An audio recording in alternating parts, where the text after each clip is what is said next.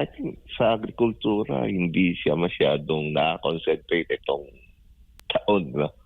Compared dun sa mga previous year. Pero ang hopefully ang tina-target niya dun sa coconut and other irrigation matutupad. So far kasi medyo bagsak ang production natin ngayon itong taon na ito eh. Nasa linya po ng ating komunikasyon via Zoom o via phone patch si Engineer Jose Doso, presidente po ng SINAG. Engineer, magandang umaga po. Jade at Admar po inyong mga kasama. Maraming salamat po sa inyong oras. Jade Admar, magandang umaga. Opo, Engineer, kayo ba'y napanood ho ba ninyo yung SONA, ikalimang SONA ni President Bongbong Marcos? Yeah, napanood naman. Opo, so far, ano naman po yung assessment po ninyo, lalo na sa sektor ng agrikultura? Marami ho bang good news? I think sa agrikultura hindi siya masyadong na-concentrate itong taon, no? Compared dun sa mga previous year. Pero ang hopefully ang tina-target niya dun sa coconut and other irrigation matutupad. So far kasi medyo bagsak ang production natin ngayon itong taon na ito eh. Ibig sabihin compare dun sa mga previous year hindi masyadong attractive yung presyo ng palay, yung presyo ng farm gate price ng baboy, and so medyo bagsak tayo itong taon na ito. Nako, hindi po niya nabanggit yung pagbagsak, kundi ang sabi po niya, tumaas nga mula 2023 ay patuloy po ang pagtaas ng ani ng mga pangunahing produkto tulad ng palay, mais, asukal, baboy at manok dahil sa pinaigting po na irigasyon at mekanisasyon. Ano naman po ang reaksyon po ninyo? Yeah, siguro yung pagbigay ng data kay Pangulo hindi masyadong accurate. Ang lumaki kasi yung mga importation. Kung nakita natin yung import ng bigas, import ng manok, import ng baboy, lahat increase, no? Hindi yung local production natin. Opo, ang epekto ng pag-i-import ang nangyayari, ano ba, nalulugi ho ba yung mga lokal na magsasaka ho natin? Yes, oo. Bali, kung makita natin yung tariff, di ba, inano natin na dapat ibalik na sa 35%.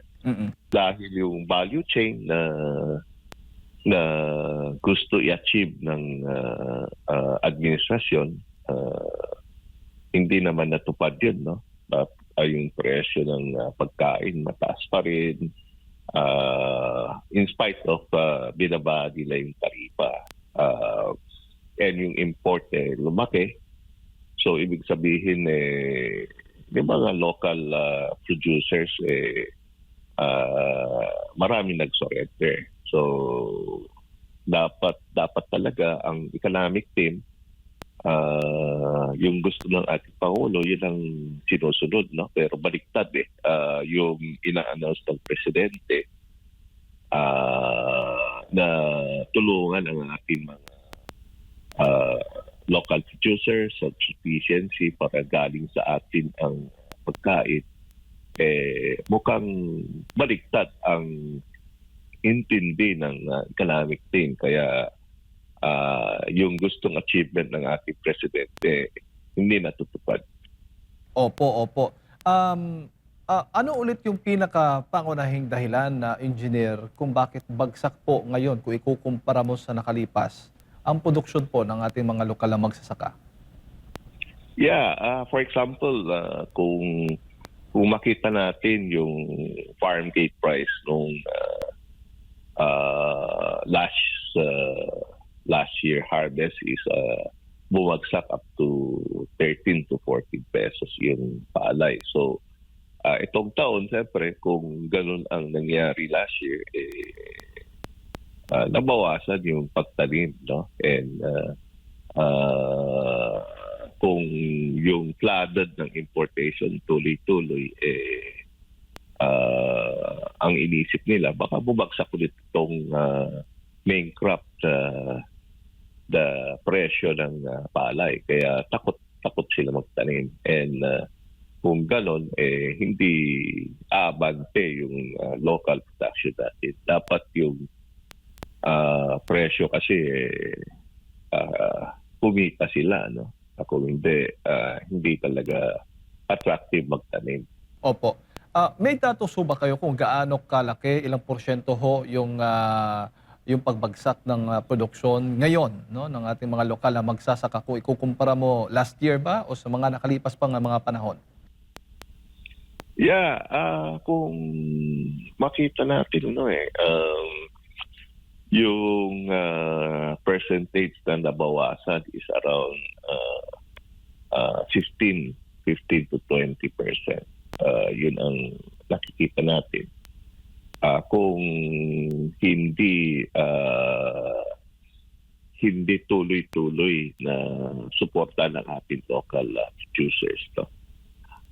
Sa ngayon, yung standing crop naman, naghahabol yung mga magsasaka. We hope na mag-increase pa rin yung pagtanim, no?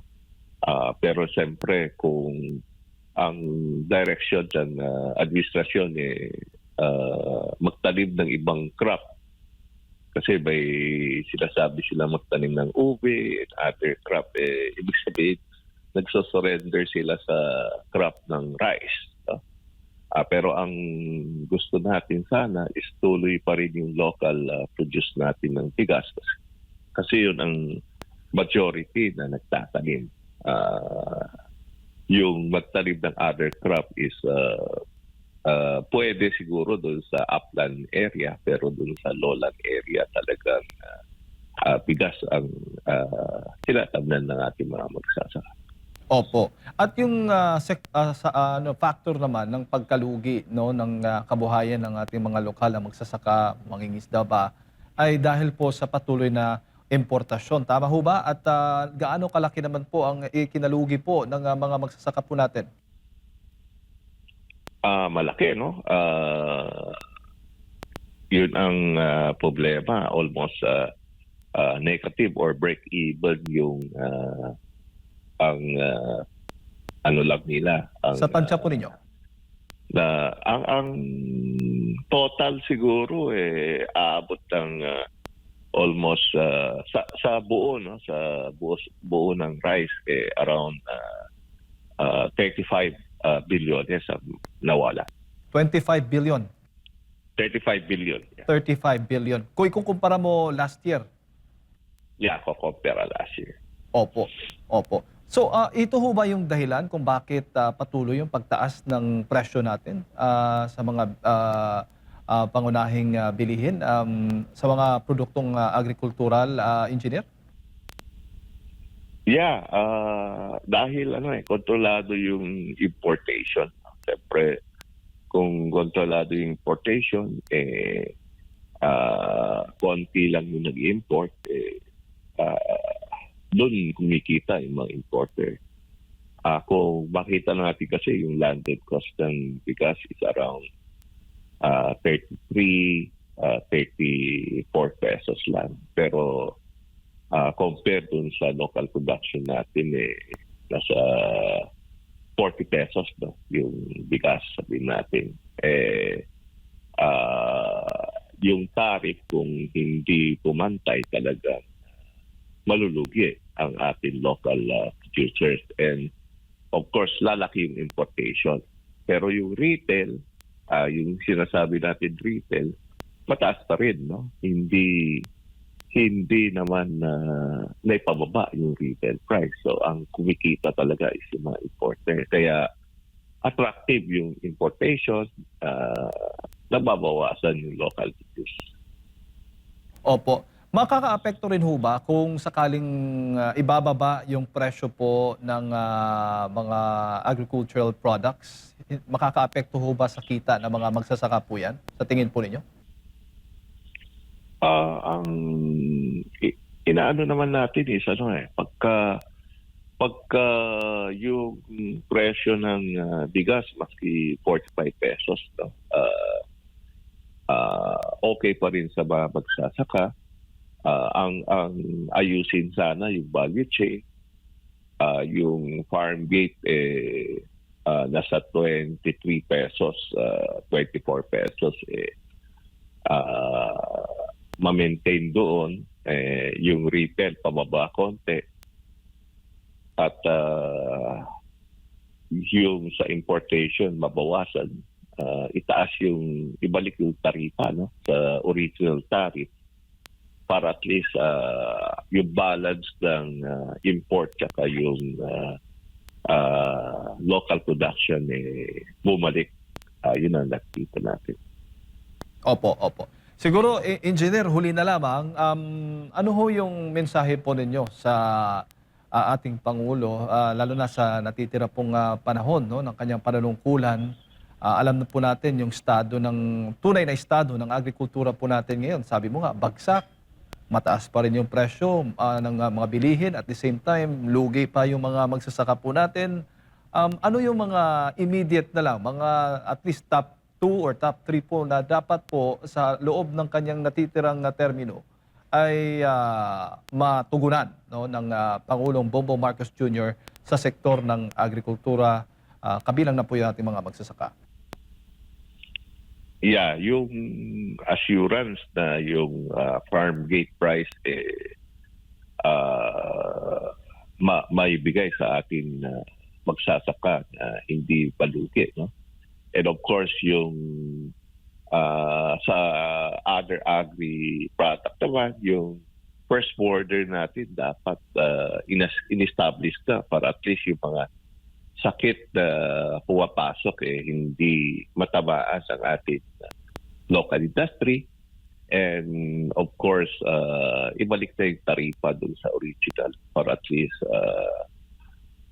ito is mainganyo ulit na mag-produce yung mga local producers. Alright, Engineer, maraming salamat po sa inyo pong oras. Good morning po sa inyo. Maraming salamat. Magandang umaga. Ayan po mga kababayan, si Engineer Rosendo So, ang presidente po ng SINAG ang ating nakasama. Napakinggan po ngayong umaga. Kaugnay nga doon sa ikalimang State of the Nation address ni Pangulong Bongbong Marcos Jr.